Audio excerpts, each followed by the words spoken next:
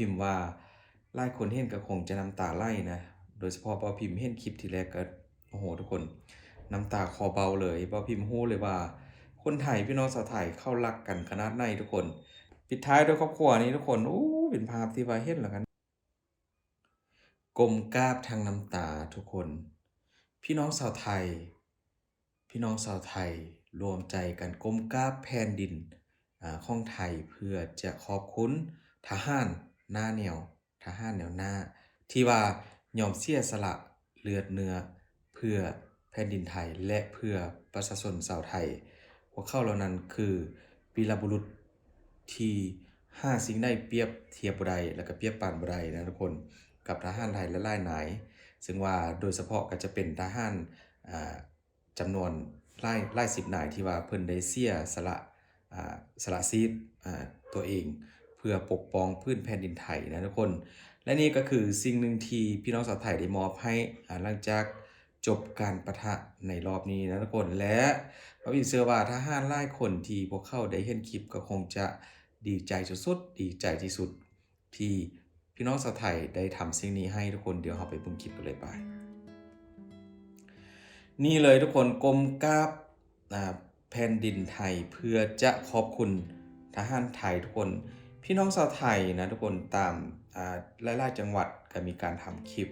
ก้มกราบพื้นแผ่นดินไทยเพื่อจะขอบคุณทหารไทยที่รักษาแผ่นดินไทยและก็รักษาชีวิตของพี่น้องชาวไทยนะทุกคนนี่มีหลายคลิปให้ทุกคนได้เบิ่งเลยบ่พิมพ์ว่าหลายคนเห็นก็คงจะน้ำตาไหลนะโดยเฉพาะบ่พิมพ์เห็นคลิปทีแรกก็โอ้โหทุกคนน้ำตาคลอเบาเลยบ่พิมพ์รู้เลยว่าคนไทยพี่น้องชาวไทยเข้ารักกันขนาดไหนทุกคนดูจากคลิปทุกคลิปที่ทุกคนได้เห็นนี่เลยนะนี่มีทั้งอะไรนี่เขาเอิ้นว่าอยู่ที่จังหวัดทุกคนจำชื่อบ่ได้คล้ายๆกับอบตใช่ไหม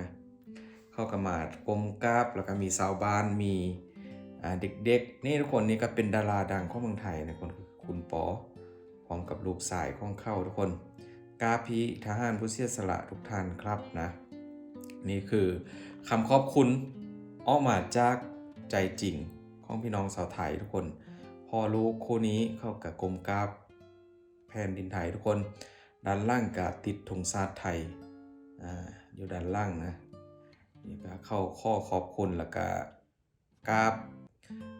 ทหารไทยที่ว่ายอมเสียสละตัวเองนะเพื่อปกป้องประเทศไทยทุกคนบ่ว่าจะเป็นบริษัทหรือว่าเป็นประชาชนเป็นหยังต่างๆทุกคนเข้าพากันกราบเมื่อข้อสดุดีทหารกาที่เสียสละเพื่อแผ่นดินไทยเพื่อให้คนไทยได้อยู่อย่างสงบนะทุกคนขอกราบขอบคุณจากใจชาวไทยนะนี่เลยทุกคนกราบขอบคุณเหล่าทหารกล้านะทุกคนที่ไงนะผู้ที่ยืนหยัดปกป้องแผ่นดินไทยทุกคนนี่คือคำขอบคุณจากหลายๆภาคส่วน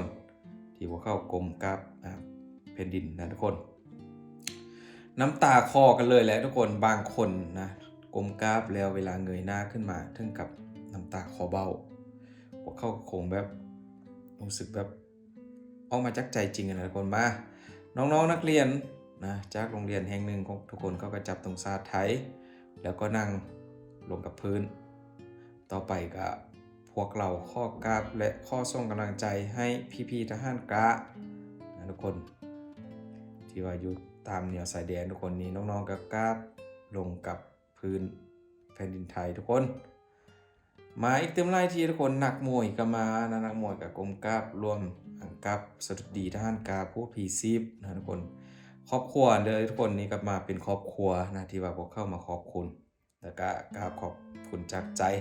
ด้านล่างกับเปิดทีวีที่ว่าเป็นธงชาติไทยทุกคนนี่สุดๆแล้วทุกคนว่าพิมพ์เชื่อว่าทหารหลายๆคนที่ว่าพวกเข้าได้กลับมาบ้านบอกหรือว่าคนที่ว่าเขาอยู่ชายแดนแล้วมีสัญญาณมือถือสัญญาณอินเทอร์เน็ตนะเข้าได้เห็นคลิปพวกนี้ว่าพิมพ์เชื่อว่าอาจจะมีทหารหลายนายถึงกับร้องไห้นะทุกคนนี่น้องๆนักเรียนนี่ก็ถือว่าหลายร้อยคนเลยทุกคนเขาก็ทำวิธีนี้อยู่ที่โรงเรียนนะทุกคนกราบขอบคุณทหารไทยนะกรมกราบลงพร้อมกันถือว่าเป็นคลิปที่เห็นให้หลายคนได้เห็นก็คงจะรู้สึกตื่นตันใจแล้ว ก็ภูมิใจดีใจสุดที่ว่าพี่น้องชาวไทยก็ได้ตอบแทนโดยวิธีนี้นะทุกคนนี่นอกจากนั้นทรายนั่งกลางแปลงทุกคนอยู่ที่จังหวัดหนึ่งของประเทศไทยเขาก็มีการทรายนั่งกลางแปลงที่เกี่ยวกับสารคดีของทหารหน้าแนวของประเทศไทยนะทุกคนนี่มีทั้งเครื่องบินนะมี F16 มีอะไรเยอะแยะเลยทุกคนนี่ก็ถือว่ามีคนเข้าไปดูเยอะนะคนเป็นนั่งกลางแปลงแบบทรายให้ดูสารคดีแบบยาวกันเลยแหละนี่ปักธงชาติไทยนี่เขาเรียกว่าอะไรนะธงใสใช่ไหมธงปักแล้วนี่คลิปนี้ก็ถือว่ามีคนสนใจเยอะมากนะทุกคนมาอีกตึมกลุ่มหนึ่งทุกคนทางยิงทางซ้ายกลมกราฟลงไปทุกคนคลิปนี้แหละทุกคนหลายคนก็คงจะโฮมาแล้วหรือเปล่าทุกคนนี้มีทั้งน้องสร้างแล้วก็มีครอบครัวนะทุกคนมีพ่อลูกบอกที่ว่าเขานั่งกราฟลงแล้วก็น้องสร้างก็จับธงชาติไทยนั่งคุกเข่าอยู่ตรงกลางโอ้โหทุกคนทุกคลิปที่ทุกคนได้เห็นนี้รู้สึกจังได๋ทุกคนนี่มาที่พ่อค้าอยู่ที่ตลาดสดทุกคนเขาก็ขอมาขอบคุณเช่นกันนะกราฟลงกับพื้นเปียกๆนี่เลยทุกคนขอบคุณทหารทุกนายเขาได้บอกแบบนั้นนี่ครอบครัวนี้ก็น่าฮักแฮงทุกคนมีแม่เฒ่าแล้วก็มีหล้านแล้วก็มีคนในครอบครัวอีก 3-4 คนทุกคนกราฟลงไปกับพื้นของบ้านเลยนะนักเรียนก็เช่นกันทุกคนนักเรียนโอ้โหทุกคลิปทำโดยใจจริงแล้วขอบคุณจริงๆที่ว่าพี่ๆทหารหลายๆคนหลายๆนายช่วยรักษาประเทศไทยแล้วก็แผ่นดินไทยพร้อมกับรักษาประชาชนนะทุกคนนี่ชายนุ่มคนนี้ทุกคนเข้ากับเป็นคนคนพิการนั่งติดอยู่รถเข็นนะทุกคนเข้ากับลงจากรถเข็นแล้วมากรมกราบขอบคุณทหารหน้าแนวทุกคนที่ช่วยปกป้องประเทศไทยนะ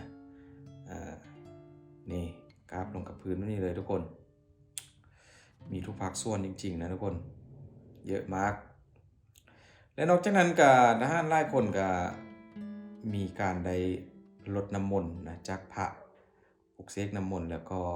ราดน้ำมนต์สไปทุกคนเพื่อจะให้อยู่รอดปลอดภัยนะ